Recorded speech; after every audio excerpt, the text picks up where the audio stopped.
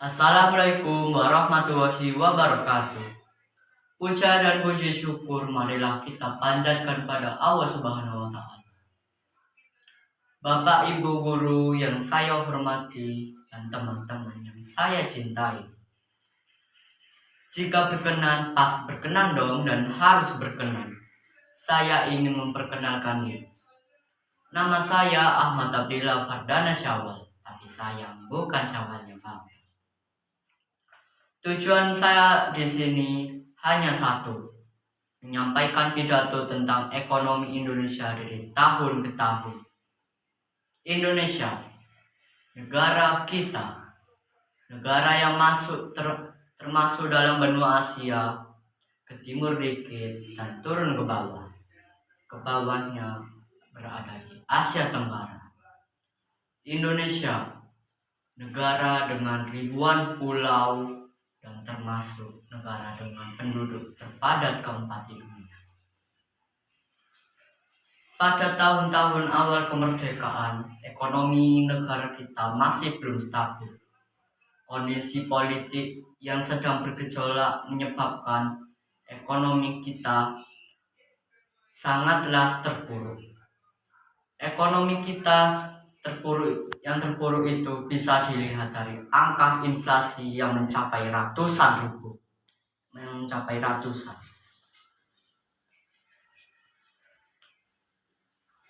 Saat berada di zaman itu, mempunyai uang yang banyak itu tidak terlalu berguna, karena harga barang dari hari ke hari terus meningkat.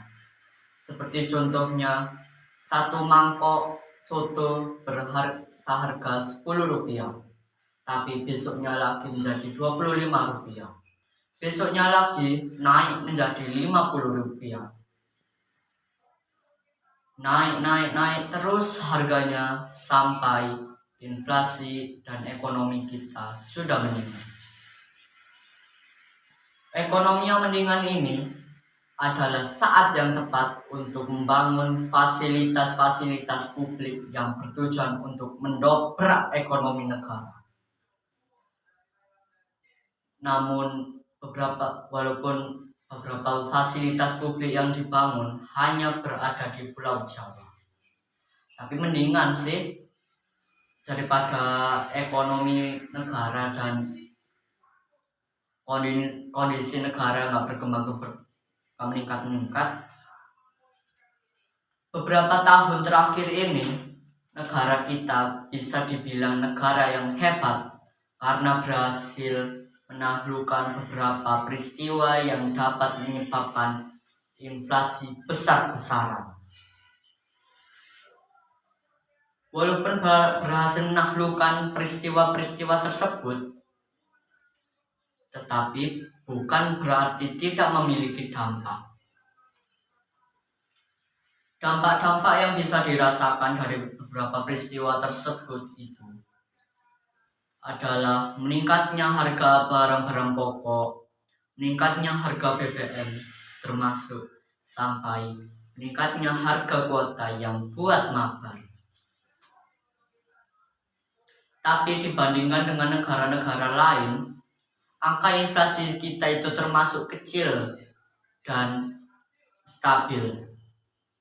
Jika di negara lain, inflasinya bisa mencapai ratusan persen. Dan itu menyebabkan harga barang meningkat 2 kali lipat, 3 kali lipat, dan berkali-kali lipat.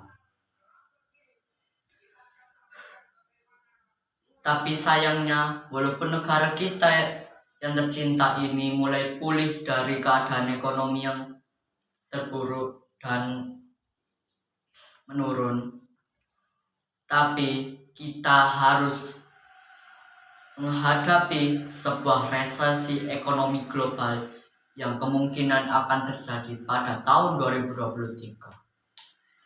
Resesi global ini juga terjadi saat masa awal-awal pandemi, saat dimana ekonomi negara kita seakan dipaksa turun menuju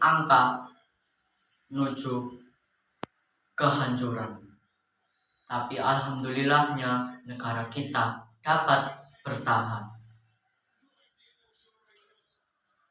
Tapi ya, semoga kita semua berhasil menghadapi resesi ekonomi global yang kemungkinan terjadi pada tahun 2023 dengan selamat.